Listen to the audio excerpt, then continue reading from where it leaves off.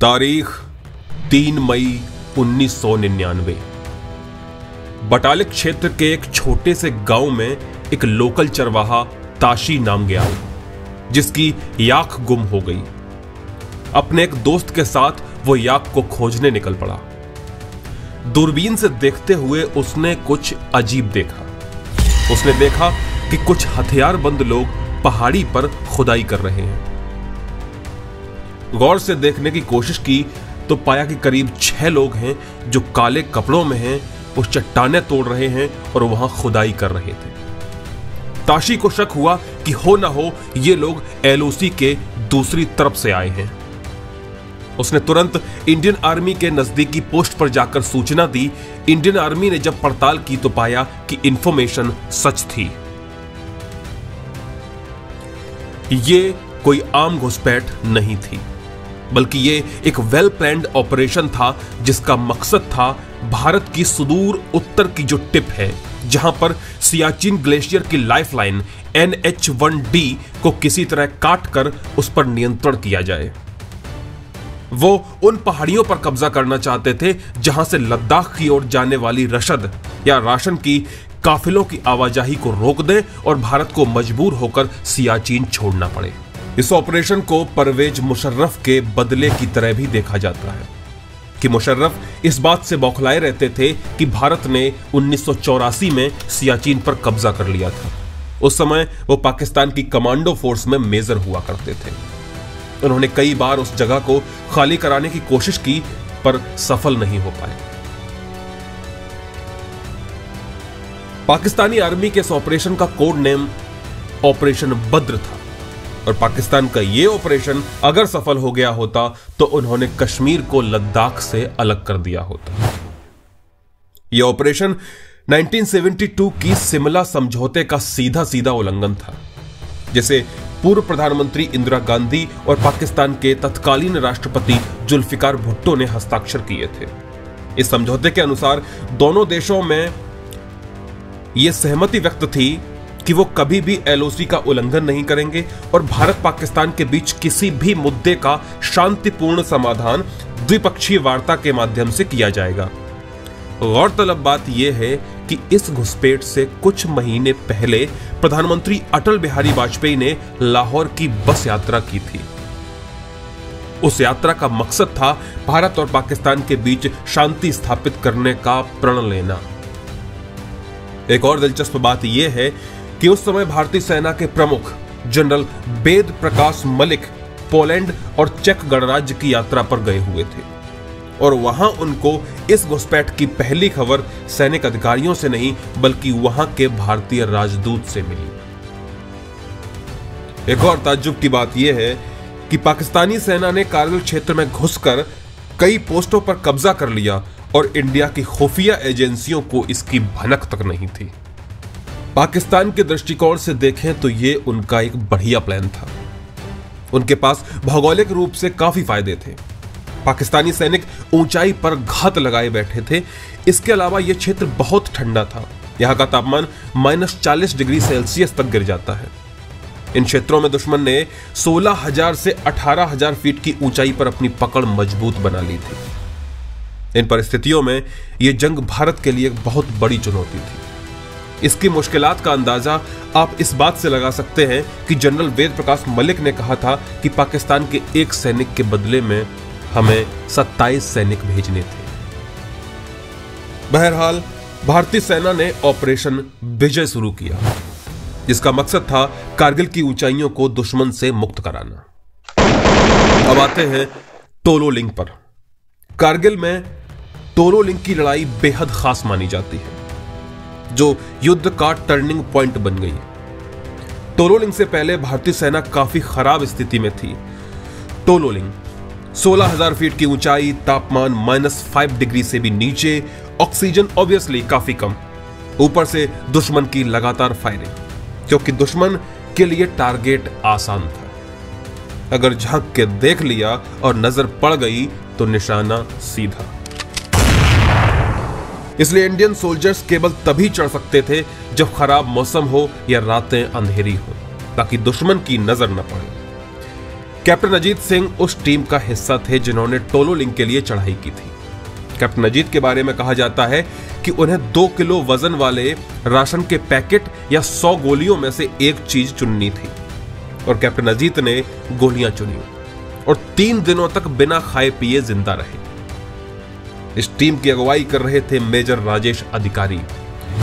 उनके अंदाजे से चोटी तक पहुंचने में करीब 11 घंटे लगने थे और वो काफी हद तक सफल भी रहे। लेकिन जब वो चोटी से केवल 15 मीटर दूर थे तो घुसपैठियों की नजर उन पर पड़ गई और फायरिंग शुरू कर दी, जिसमें मेजर अधिकारी और 2 सैनिक शहीद हो गए। भारी गोलाबारी की वजह से वो आगे नहीं बढ़ पाए और वहीं पत्थरों के पीछे पोजीशन ले ली, पर आगे बढ़ना नामुमकिन था। लेकिन अब भारतीय सेना का मकसद साफ था कि टोलो लिंक की फतेह होगी किसी भी कीमत पर। कर्नल रविंद्रनाथ ने अपने 90 सैनिकों को चुना और फंसे हुए सैनिकों की मदद करने और टोलो लिंक टॉप को हासिल करने का मिशन दिया और अपने सैनिकों से कहा कि I have given you what you wanted, now you have to give me what I want. Means मैंने तुम्हें वो सब दिया जो तुम्हें चाहिए, पर अब तुम मुझे वो दोगे जो मैं चाहता हूं। सैनिकों को 3 टीम्स में बांटा गया। नाम थे अर्जुन, भीम और Abhimanyu. Team Arjun frontal attack के लिए, टीम भीम चट्टान की पिछली तरफ से जाएगी और टीम अभिमन्यु कवर फायर देगी। भारी गोलीबारी और लगातार 4 घंटे चली मुठभेड़ में मेजर विवेक गुप्ता और 6 सैनिक शहीद हो गए। लेकिन आखिरकार इन सैनिकों ने टोलो लिंक को हासिल कर लिया। टोलो लिंक की फतेह ने कारगिल वार का पूरा चेहरा बदल दिया।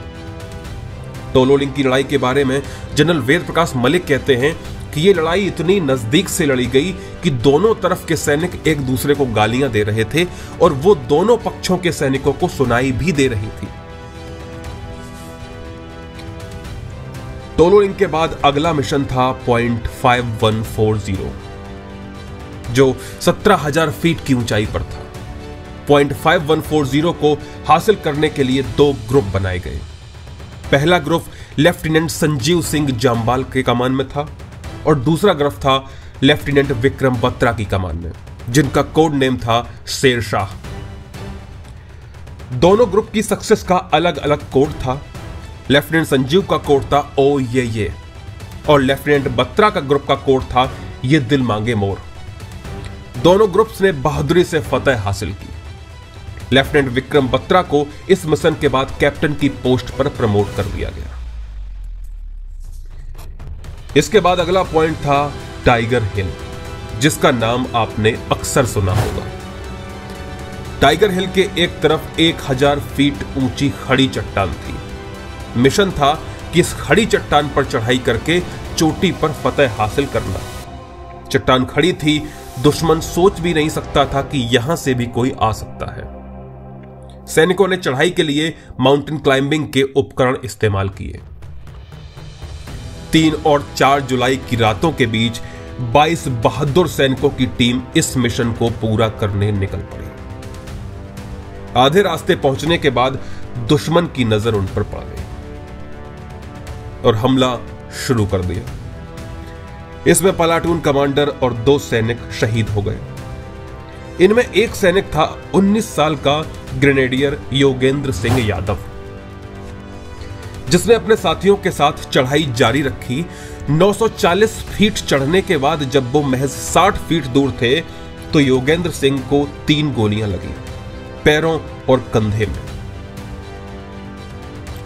पर उसका हौसला ऐसा कि दर्द ने भी दम तोड़ दिया। वो लगातार जख्मी होने के बावजूद चढ़ता रहा और चोटी पर पहुंचा। चोटी पर पहुंचकर वो दुश्मनों पर कहर बनकर टूट पड़ा। उसने ग्रेनेड से हमला किया और उसी वक्त 4 पाकिस्तानी सैनिकों को मार गिराया।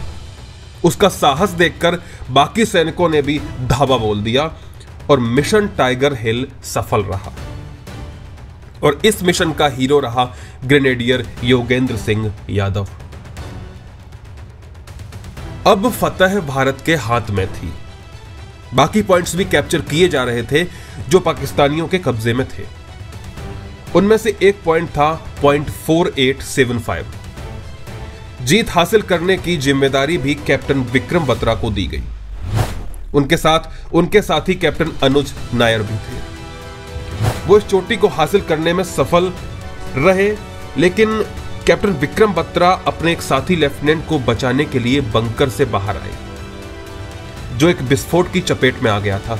तभी पीछे हट रहे दुश्मनों ने गोली चला दी, जो विक्रम बत्रा के सीने में लगी और वो शहीद हो गए। इस पॉइंट को आज भी बत्रा टॉप के नाम से जाना जाता है। पॉइंट 4875 के बाद भारत की जीत सुनिश्चित हो गई थी। 2 दिन बाद पाकिस्तानी सेना ने पीछे हटना शुरू कर दिया और इंडियन सोल्जर्स ने बचे हुए पॉइंट्स पर भी वापस कब्जा कर लिया। 14 जुलाई को प्रधानमंत्री वाजपेयी ने ऑपरेशन विजय को सफल घोषित कर दिया और 26 जुलाई को कारगिल युद्ध आधिकारिक रूप से खत्म हुआ। 26 जुलाई को ही कारगिल विजय दिवस के रूप में मनाया जाता है। अगर कारगिल युद्ध में वायुसेना के योगदान की बात करें तो भारतीय वायुसेना ने भी ऑपरेशन सफेद सागर चलाया था। नसीम जहरा अपनी किताब फ्रॉम कारगिल टू द कू में लिखती हैं कि भारतीय वायुसेना के हमले इतने भयानक और सटीक थे कि उन्होंने पाकिस्तानी चौकियों का चूरा बना दिया था। पाकिस्तानी सैनिक बिना किसी रसद के लड़ रहे थे और बंदूकों का रखरखाव ढंग से न होने के कारण वो बस एक छड़ी बनकर रह गए थे। बहरहाल, कारगिल एक ऐसा शब्द है कि जब भी यह शब्द कानों में या आंखों के सामने पड़ेगा तो हर भारतीय जज्बाती हो जाएगा, क्योंकि इस युद्ध में करीब 527 भारतीय सैनिक शहीद हो गए और करीब 1300 सैनिक घायल हो गए। कारगिल वॉर के बाद भारत में 4 सैनिकों को सर्वोच्च वीरता पुरस्कार परमवीर चक्र दिया गया। Captain Vikram Batra, lieutenant Manoj Kumar Pandey, rifleman Sanjay Kumar और ग्रेनेडियर योगेंद्र सिंह यादव। हालांकि कारगिल युद्ध के बाद अंतर्राष्ट्रीय स्तर पर पाकिस्तान की काफी किरकिरी हुई, पर जिस भारत पाक शांति के कयास युद्ध से पहले लगाए जा रहे थे, वो सारे कयास, सारे ख्याल चकनाचूर हो गए। तो ये थी कहानी कारगिल वॉर की। कहानी कैसी लगी बताइएगा जरूर। फिर कोई कहानी लेकर आपके सामने हाजिर होऊंगा। तब तक के लिए नमस्कार।